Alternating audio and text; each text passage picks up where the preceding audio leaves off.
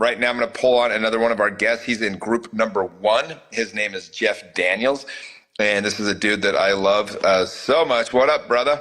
What's up, buddy? How are you? Good, buddy. He is, dude, I don't want to cut into any of your time. I want you to just be able to share your experience with kind of where you were before WOT and now, and kind of what's happened along the way. So if you would just share with the audience a little bit about that, my friend. Yeah, buddy. I mean, let's be honest. Before WOT, I was a lost puppy in so many ways. And is the audio okay? Can you guys hear me okay? Yeah. Okay. Yeah, man. Before We Are the They, I always struggled finding a direction. I felt like I was just like scrambling, reacting to life. Let's put it that way, reacting to life, right? It was like, hey, wake up, kind of have a general plan of what I'm supposed to do, but a lot of it was reactionary to what was being thrown at me before We Are the They, right? It's just kind of what I was taught, and that wasn't serving me. That was not putting me in a place where I had a fantastic relationship with my wife. You know, I was struggling raising kids. I was struggling with my business. I mean, business was on the exterior successful, right? But on the back end, man, the amount of stress that I carried, my health as it was deteriorating because of that amount of stress. And what's funny, it was, you know, I've always put the business aspect on my identity in terms of my validation, right? Seeking validation through how successful I was in business. And joining your group at the very beginning was like, maybe this will help my business.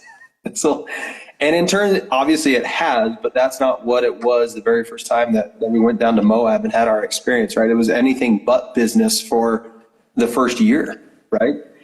And now having the realization and the genius behind what you did in terms of breaking people down, all the way down to where we get to rebuild and restructure not only who we are as men, but kind of our belief system around who we are.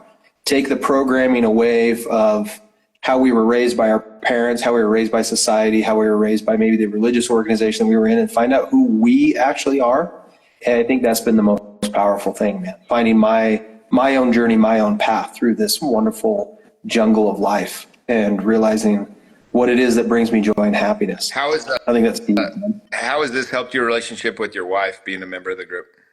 Oh my gosh. Oh, where do I start, man? We are leaps and bounds ahead of where we were when we started this program, man. And I can't thank you enough for that, because even that's probably the biggest thing I've gotten out of this, Jimmy, to be honest, is the strength and the relationship that my wife and I have now, and the bond that we have now, because I now understand myself enough to be able to express myself in a way that truly represents what I'm trying to feel, what I'm trying to convey. Before, it was you say words and you say things as reactionary, emotional, and they may not land how they were intended to. And that creates confusion, contentment, resentment, misunderstandings, and man, just a lot of confusion with where I was at, where she was at. And now that we're both more in tune with ourselves, we can now come to each other and have a discussion where there's no ego. There's no, you know, I don't take offense to the things that she's saying, and she doesn't take offense to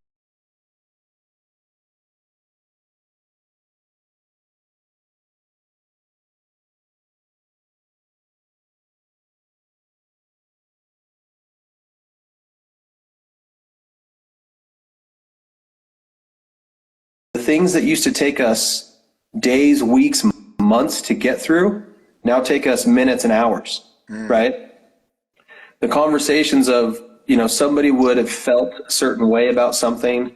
Maybe it was, hey, you said something and that kind of made me not feel good. Instead of holding that in and then letting that build and fester over time, we're now to a point where we can immediately say, hey, I didn't like the way you said that. I didn't like the way that made me, you know, that you came at me like that. And then it's like, oh, wow, that was totally unintended. That was not my intention. And we squash the issue like right up front before it becomes something bigger, where I think a lot of people just like, I don't want this conversation. I'm not going to deal with this. I'm going to, I think it's part of the power of it, right? Like some people would be like Jeff. They're like, what are you going to get from Jimmy about marriage? He's not even married. He's a single guy. But you know what you just said, it's like you teach people how to communicate with each other, and all of a sudden, you know, that is the superpower for marriage. Yeah, I think it's hilarious when people are like, what are we going to learn from this guy about marriages? What are we going to learn from this guy about, being a good father? What are we going to learn? He's single. He's not a dad. And I'm like, bro, I've learned more about fatherhood from not only the tools that Jimmy's given me, but then the group itself where we all implement these tools together and we can have discussions around being a better father. So it's like you introduce the tools and give us the arsenal.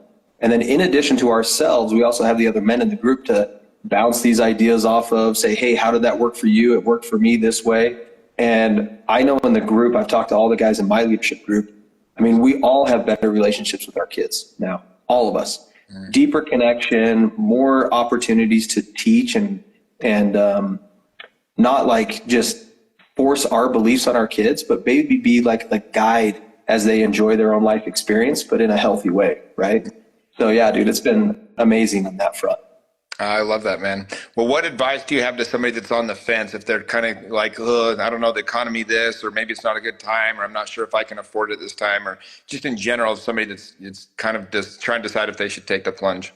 Yeah, I can tell you this, guys.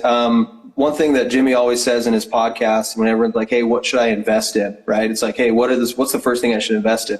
And we always talk about it, it's yourself, right? You should invest in yourself. And guys, I'm not talking about business. I'm talking about life in general.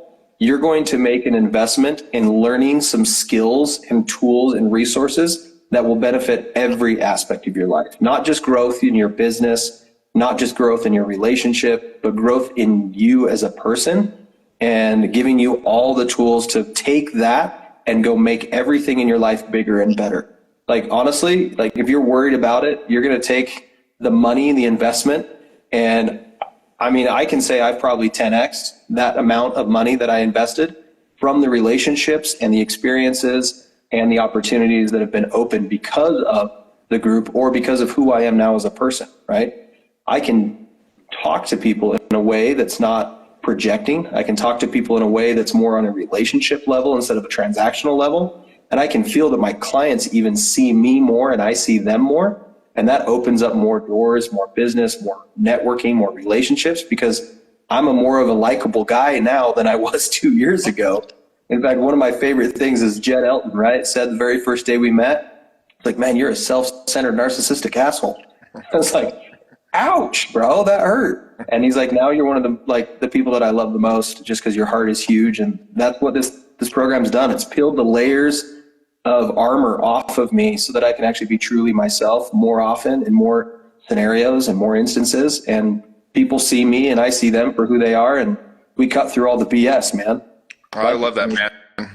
Well, you're a walking billboard, dude, for this group. And one thing I love about our relationship is it started out, you really just saw me online and didn't really care much for me, for being honest. I think that's kind of a part of the beautiful part. Because so for somebody that's watching this, or maybe that's hating on me a little bit, and there's like, Jimmy, no, like, because that was you a little bit. Yeah, dude. Actually, I have two stories that kind of correlate to that. So my personal experience was, before I got to know Jimmy, guys, it was, I was in the real estate space and I knew of Jimmy but didn't know Jimmy.